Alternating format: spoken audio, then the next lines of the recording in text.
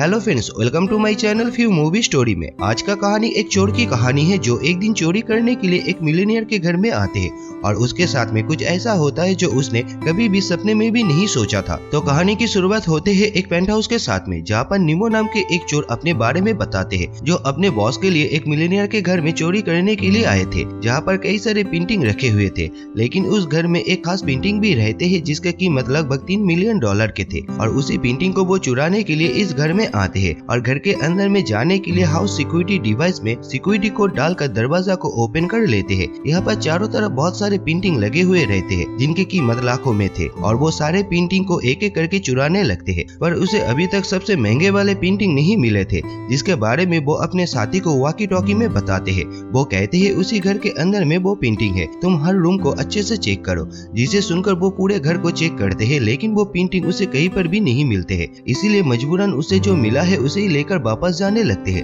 पर वो बाहर जाने के लिए अपने साथी से फिर से दरवाजा को खोलने के लिए कोड लेते हैं, लेकिन जब वो उस कोड को सिस्टम में डालते हैं तो वो सिस्टम मैल्फंक्शन हो जाते हैं, यानी कि वो सिस्टम डिटेक्ट कर लेते हैं कि इस घर के अंदर में कोई अननोन पर्सन मौजूद है। इसलिए वो दरवाजा को ओपन नहीं करते हैं और पूरे घर में अलार्म बजने लगते हैं, जिसे देखकर नीमो अपने साथी से इसके बारे में पूछते हैं, पर उसके पास में कोई भी जवाब नहीं रहते हैं और वो कहते हैं कि मैं बाहर से अब कुछ भी नहीं कर सकता हूँ, तुम्हें किसी तरह से उस घर से बाहर निकलना है। जिसे सुनकर नीमो को कुछ भी समझ में नहीं आ रहा था कि उसे क्या करना चाहिए, इसलिए वो उस हाउस कंट्रोल के सिस्टम को ओपन करके दरवाजा को खोलने की कोशिश करते हैं, जिस वजह से वो सिस्टम और भी ज्यादा बिगड़ जाते हैं और पूरे घर के टेम्परेचर बढ़ने लगते हैं, जिसे देखकर वो और भी परेशान हो जाते हैं। साथ में अलार्म के साउंड उसे और भी ज्यादा परेशान कर रहा था, इसलिए वो जाकर किसी तरह से अलार्म को बंद कर देते हैं। जिसके बाद वो दरवाजा पर जाकर उसे चाकू से तोड़ने की कोशिश करते हैं, पर वो दरवाजा तोड़ना इतना भी आसान नहीं था और इसी के साथ में धीरे धीरे घर के अंदर में गर्मी भी बढ़ने लगते हैं और वो इन सभी से परेशान होकर चुपचाप एक जगह पर बैठ जाते हैं। पर कुछ देर के बाद उसके गले सूख जाते हैं, इसलिए वो किचन में जाकर पानी के टैप को ओपन करते हैं, लेकिन टैप के अंदर से पानी नहीं आते हैं, इसलिए वो जाकर फ्रिज को ओपन करते हैं जहाँ पर उसे कुछ खाने के सामान मिलते हैं और साथ में एक पानी की बोतल भी मिलते हैं जिसे वो एक बार में ही पी लेते हैं। और इसके बाद वो दोबारा आकर मेन दरवाजा को तोड़ने की कोशिश करते हैं और यहाँ पर उसे पता चलता है कि दरवाजा लकड़ी के नहीं बल्कि सॉलिड आयरन से बने हुए हैं, जिसे देखकर वो समझ जाते हैं कि इसे तोड़ पाना नामुमकिन है। इसके बाद वो जाकर एक बेड पर सो जाते हैं और सोने की बहुत ही कोशिश करते हैं, पर उसे नींद नहीं आती है और बीच बीच में वो वॉकी टॉकी से अपने साथी के साथ में बात करने की कोशिश करते हैं, लेकिन दूसरे तरफ से उसे कुछ भी रिस्पॉन्स नहीं मिलते है। इसके बाद वो अगले दिन सुबह घर के लैंडफोन को चेक करते हैं, लेकिन वो भी बंद रहते हैं। इसके बाद वहाँ पर जितने भी ड्रॉयर रहते हैं उन सभी को चेक करते हैं, वहाँ पर भी उसे कुछ भी नहीं मिलते हैं और इसी बीच में उसे फिर से प्यास लगते है, लेकिन जो पानी उसे कल मिला था वो तो खत्म हो चुका था, यानी कि उसके पास में अब पीने के लिए कुछ भी पानी नहीं रहते हैं। इसलिए वो स्विमिंग पूल के पास में जाकर उस पानी को पीने की कोशिश करते हैं, लेकिन वो पानी पीने की बिल्कुल भी लायक नहीं थे। इसके बाद वो एक्वेरियम के पानी को पीने की कोशिश करते हैं, लेकिन वो भी बिल्कुल भी पीने के लायक नहीं थे। इसलिए वो फ्रिज के पास में जाकर फ्रिज के अंदर से जमे हुए बर्फ को निकालकर उसे ही खाने लगते हैं, जिससे उसे थोड़ा सा राहत मिलते है, पर उसका प्यास पूरे तरह से नहीं मिटते है। इसके बाद वो घर के सारे फर्नीचर को एक जगह पर लाकर इकट्ठा करते हैं। दरअसल वो घर के छत पर लगे हुए शीशे को तोड़कर बाहर निकलने के बारे में सोचते हैं, पर वहां तक पहुंचना इतना भी आसान नहीं था क्योंकि छत बहुत ही ऊंची थी। और इतना सब कुछ करने के बाद वो फिर से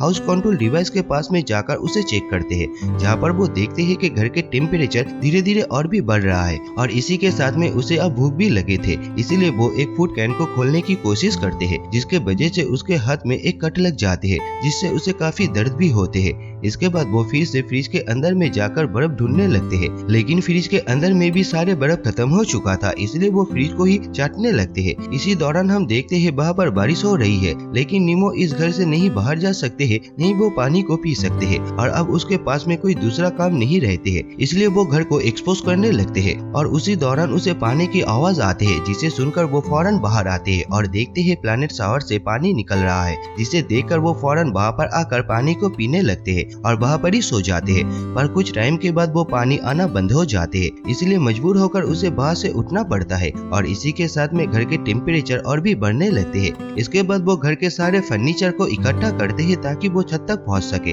और इस बार वो ऐसा करने में कामयाब हो जाते हैं और वो सोचने लगते हैं कैसे शीशा को तोड़कर यहाँ से बाहर जा सकते हैं। और इसके बाद वो फिर से आकर बैठ जाते हैं। तब घर में लगे हुए सीसीटीवी पर देखते हैं बाहर झाड़ू लगाने के लिए एक लड़की आए है, जिसे देखकर नीमो दरवाजा के पास में जाकर उसे बुलाने की कोशिश करते हैं, लेकिन उसके आवाज उस लड़की तक नहीं पहुंचते हैं क्योंकि ये घर पूरी तरह से साउंड प्रूफ होते हैं। इसलिए वो वापस आकर बैठ जाते हैं, लेकिन तभी वो कुछ ठंडी हवा आने की महसूस करते हैं जो यहाँ पर वेंटिलेशन से आ रहा था। दरअसल यहाँ पर हाउस डिवाइस कंट्रोल में अपने आप ही टेम्परेचर चेंज हो जाते हैं। इसी वजह से पूरे घर धीरे धीरे ठंडे होने लगते हैं, जिसके वजह से वो यहाँ पर ही थोड़ी देर के लिए आराम से सो जाते हैं और अगले दिन सुबह फिर से प्लैनेट शावर के पानी को इकट्ठा करके उस पानी को पीते हैं और ब्रेकफास्ट करते हैं। जिसके बाद वो एक जार को तोड़कर उसके 2 टुकड़े को कपड़े के साथ में बंद कर अपने लिए एक चश्मा बनाते हैं, जिसे पहनकर वो छत के तरफ जाते हैं और गिलास के पास में लगे हुए सीमेंट को तोड़ने की कोशिश करते हैं, लेकिन ये सीमेंट भी बहुत ही ज्यादा मजबूत थे, इसलिए वो थक कर फिर से वापस आ जाते हैं। इसके बाद वो खाने के लिए पास्ता और कॉफी बनाते हैं जो सिर्फ पानी में ही बन रहा था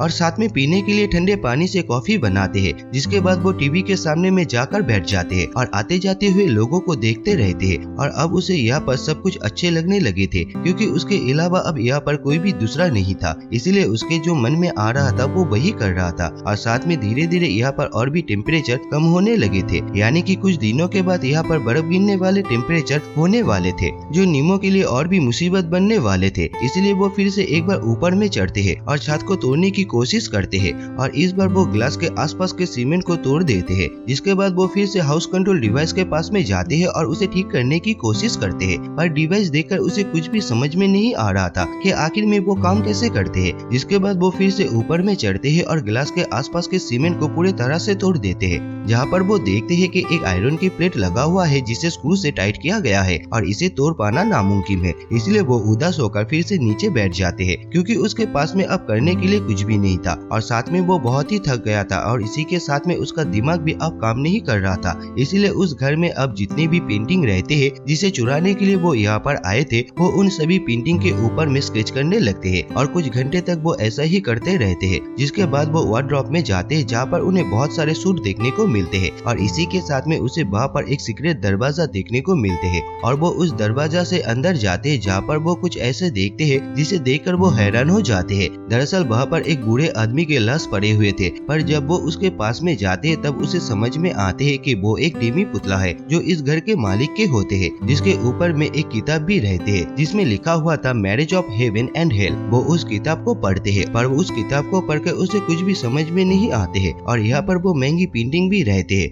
वो उस पेंटिंग को और किताब को लेकर उस रूम से बाहर निकल जाते हैं और बाहर में आकर वो सो जाते हैं और एक तस्वीर को देखते रहते हैं। जिसके बाद वो टीवी में फिर से उस लड़की को देखते हैं जो सफाई करने के लिए आए थे, इसलिए वो भागते हुए दरवाजा के सामने में जाकर उससे फिर से मदद मांगते हैं और दरवाजा को पीटते रहते हैं, लेकिन इस बार भी उस लड़की को कुछ भी सुनाई नहीं देते हैं और इसी बात से वो बहुत ही इरिटेट होकर वहाँ पर ही सो जाते हैं। इसके बाद अगले दिन सुबह ग्लास के स्क्रू को खोलने के लिए लकड़ी से एक टूल्स बनाते हैं और उसे खोलने की कोशिश करते हैं और वो इस बार एक स्क्रू को खोलने में कामयाब हो जाते हैं, लेकिन उसके अंदर में इतना ताकत नहीं रहते हैं कि वो बाकी स्क्रू को खोल सके और इसीलिए वो नीचे आ जाते हैं। और यहाँ पर हम लोग और एक चीज नोटिस करते हैं कि नीमो अब पहले जैसे नहीं था। दरअसल वो फ्रस्ट्रेटेड हो चुका था क्योंकि वहाँ पर खाने के लिए कुछ भी नहीं था, इसलिए उसे ना चाहते हुए भी कुत्ते के खबर को खाना पड़ रहा था। साथ में यहाँ पर टेम्परेचर बहुत ही ज्यादा कम हो गए थे, लेकिन इतना मुश्किलों के बाद भी उसे ये ख्याल आ रहा था कि उसे किसी तरह से यहाँ से बाहर निकलना है, इसलिए वो बाकी स्क्रू को खोलने लगते हैं। लेकिन इसी बीच में उसका पैर फिसल जाते हैं और नीचे गिर जाते हैं, जिसके वजह से उसके पैरों के हड्डी टूट जाती है जो उसके लिए और एक मुसीबत बन गए थे। और इसी तरह से और कुछ दिन बीत जाने के बाद अब न्यू ईयर भी आ जाते हैं जहाँ पर सभी लोग बहुत ही एंजॉय कर रहे थे। नीमो घर के अंदर से ये सब कुछ देख रहा था, तभी उसे एक विजन आते हैं जिसमें वो देखते हैं कि वो लड़की आकर उसे आजाद कर दिया है और ये सोचते हुए वो वहाँ पर ही सो जाते हैं। अगले दिन सुबह उस रूम में वो एक फायर अलार्म को देखते हैं जिसे देखकर उसे एक आइडिया आते हैं कि अगर वो उस फायर अलार्म को ऑन कर दे तो कोई ना कोई मदद के लिए जरूर आएंगे। इसलिए वो कुछ पेपर को इकट्ठा करके सूरज की रोशनी के मदद से उस पेपर में आग लगा देते हैं और उसी आग को ले जाकर फायर अलार्म के पास में पकड़ते हैं, जिस वजह से अलार्म बजने लगते हैं और पूरे घर के शावर सिस्टम ऑन हो जाते हैं। लेकिन इस बार भी यहाँ पर कोई भी नहीं आते हैं और पूरे घर पानी से भर जाते हैं। लेकिन बाहर किसी को कुछ भी खबर नहीं रहते है कि अंदर में क्या हो रहा है। और अब नीमो को ये समझ में आ चुका था कि वो सिर्फ विंडो के मदद से इस घर से बाहर निकल सकते हैं। इसलिए वो अब किसी तरह से सारे स्क्रू को खोल लेते हैं। जिसके बाद वो घर से बाहर निकलने से पहले वो घर की दीवारों पर कुछ लिखते हैं, जिसमें वो इस घर के मालिक से कहते हैं, मैं आपके घर में रहकर पूरे घर को बर्बाद कर दिया है, जिसके लिए मैं आपसे माफी मांगती हूँ। लेकिन मैं आपसे कुछ कहना चाहता हूँ कि ये आपके लिए एक घर है, लेकिन असल में एक घर नहीं बल्कि एक जेल है। जिसके बाद वो किसी तरह से ऊपर में चढ़कर उस शीशे को नीचे फेंक देते हैं और इस घर से निकल जाते हैं। पर उस विंडो से बाहर निकलकर कहीं पर भी जाने के रास्ते नहीं थे, जिसके मदद से वो बिल्डिंग से बाहर जा सकते हैं। इसलिए हो सकते है कि वो बाहर जाकर किसी से मदद मांगे थे या वो फर्स्टेड होकर बिल्डिंग से कूद गए थे। आप लोगों को क्या लगता है? प्लीज कमेंट करके जरूर बताना और साथ में चैनल को लाइक शेयर एंड सब्सक्राइब करना मत भूलना। Thank you.